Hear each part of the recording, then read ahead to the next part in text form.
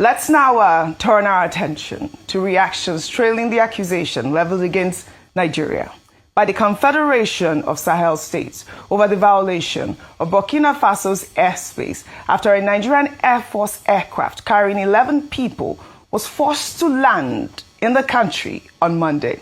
In a video message, Mali's Minister of Security read out a statement by the Confederation of Sahel States condemning the violation of its airspace and the sovereignty of its member states. The Confederation described the incident as an unfriendly act carried out in defiance of international law and aviation rules and threatened to place its air and anti-aircraft defenses on maximum alert with authorization to neutralize any violating aircraft, eliciting reactions. I'll take some posts on X. This person wrote, "Emergency landing or not, detaining Nigerian military personnel is an unnecessary escalation. Issues like this are supposed to be resolved through swift military-to-military communication. West African countries must stop turning brothers into enemies. Today it's Nigeria, tomorrow it could be them. Diplomacy must lead, not ego." Another ex-user wrote, "We stand with our troops. Diplomatic channels must be respected, but unjust detentions aren't the way forward. Hoping for a swift, peaceful resolution and the safe return of our personnel." Now, Ayo, we know the Confederation of Sahel States is made up of Burkina Faso, Mali, and Niger, which formally exited ECOWAS in January following military coups and suspensions from the bloc. The Confederation says the Nigerian aircraft had an in-flight emergency in Burkina Faso's airspace and had to land, but the Nigerian plane had no authorization to fly over their territory. Now, 11 Nigerians are reportedly held in Burkina Faso, yet no official comment has come from the Nigerian Air Force or the federal government as we speak. I don't know if you have seen any official statement, yes, because that's what my producer is saying at this moment. So what's the official statement? Okay, so the official statement is signed by Air Commodore Ehimen Ejodame, who is the Director of Public Relations and Information.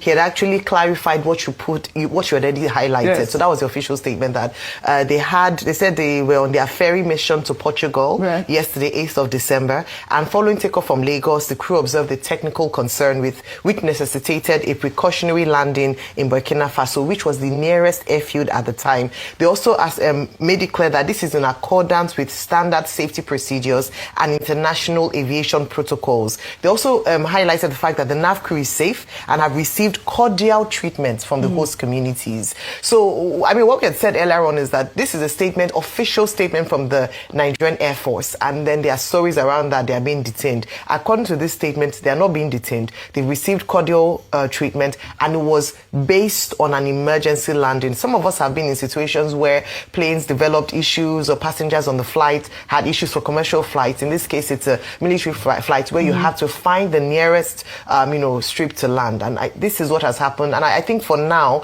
I'll stand with the official position of the Nigerian Air Force until proven otherwise. But this is what they have released this morning. Okay, very well said, very well said. Well, now in Sokoto State, several reports indicate Nigerian security forces launched an operation around 9 a.m. in the Sabon Benin forest on Monday and successfully killed 7 terrorists. According to eyewitnesses, other terrorists escaped as troops moved to capture them. The troops worked in collaboration with farmers in Fadama, Tara, and local vigilantes on the successful mission. Well, in light of this, let's take a moment to highlight the Nigerian Air Force and their push in fighting back against terrorism. I'm seeing Dr. Abati was dancing behind the scenes, but we have to always find a way to, highlight the efforts of the military. I'm really excited about this incident that occurred in Sokoto State, which has been, a hotbed in recent time of, kidnappings and banditry. And it's good to see that, our Nigerian military are doing what they're doing. They're even working with farmers and vigilante groups to secure the territory. Dr. Abati, a quick word before I go to Anambra State. Well, I mean, just to commend the Air Force, anytime they do well. Also the armed forces, generally, not just the Air Force.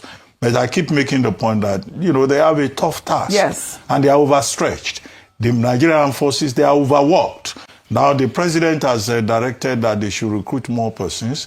And then also, there's also the directive that anybody that is due for retirement should not go on retirement, should just stay and, you know, take on this task. But, you know, we need more boots on the ground. We need more collaboration, interagency collaboration, which was why the new Minister of Defense, General Christopher Musa, you know, was making that point about collaboration among the various agencies. And that's very important because, you know, we can't be using soldiers to do police work most of the time. So the attempt to upgrade the security agencies is very important. So when they do well, we'll praise them, but we should also not overstretch them. Yes. We should also pay attention to their welfare. Right. 100 billion naira has been recommended, approved by the National Economic Council. That 100 billion naira should be well managed. Correct. So that there will be motivation. Ayo calls it the mindset, so that the mindset, you know, can be strong. Absolutely. For them to continue to serve. And training facilities and equipment should be made available. Yes. Yes. That is what is important. Yes. Correct. And a quick comment in Burkina Faso, the story. Okay, the situation in Burkina Faso,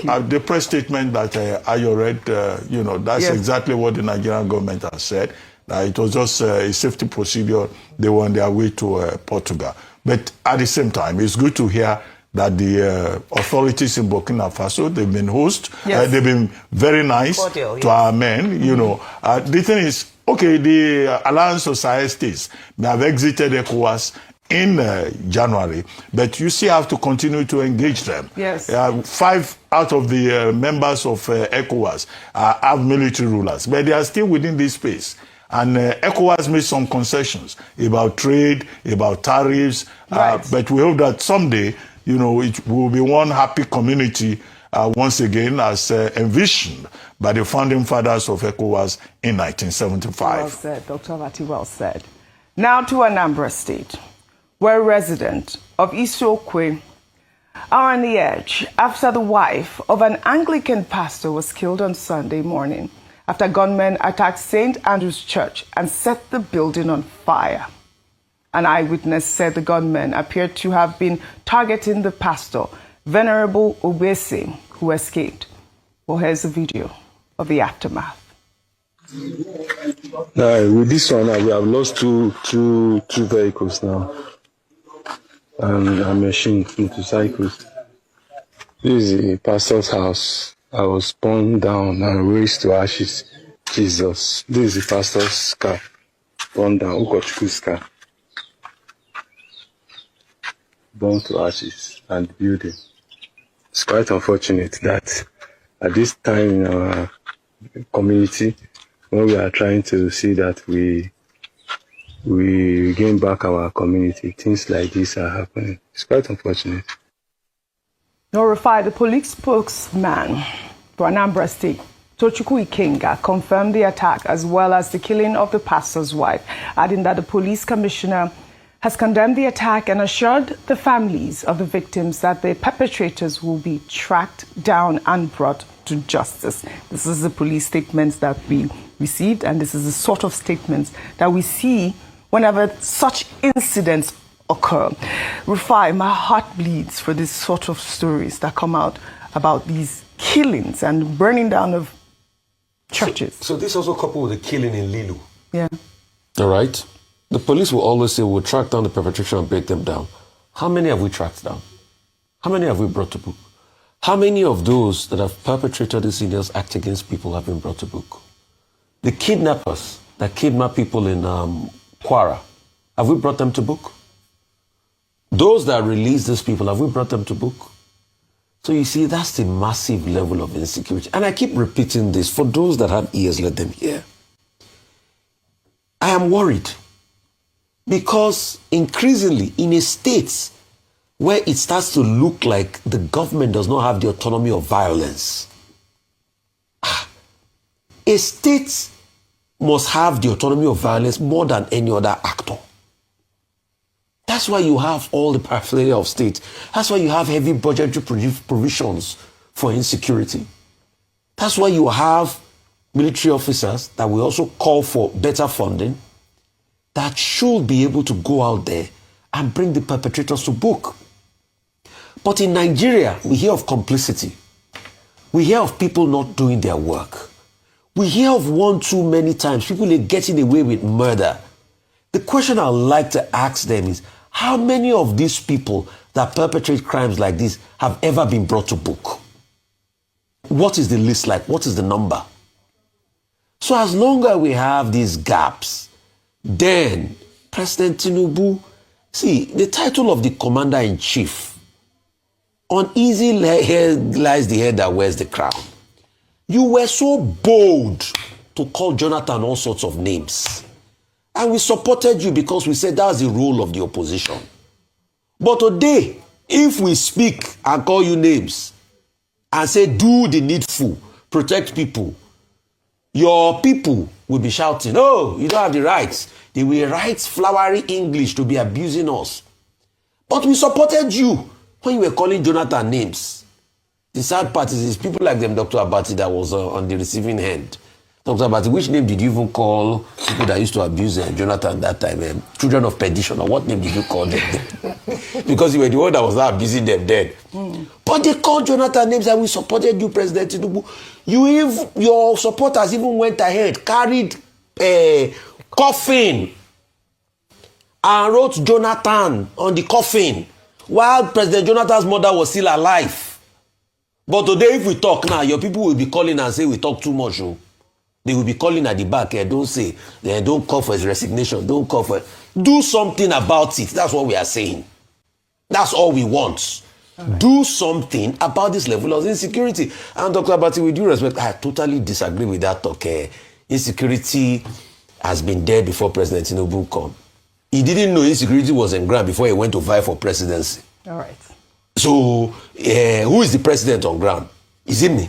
Oh. Who is supposed to do the work? We should not be giving excuses like that for him. All right. He knew what he was going into before he went into it. As long as he's there, the day he leaves power, we will turn to the other person that is president and we ask him questions. All right, fine. If his President Tinubu is not president, do you think I will disturb him and be talking about security? It's because he's president.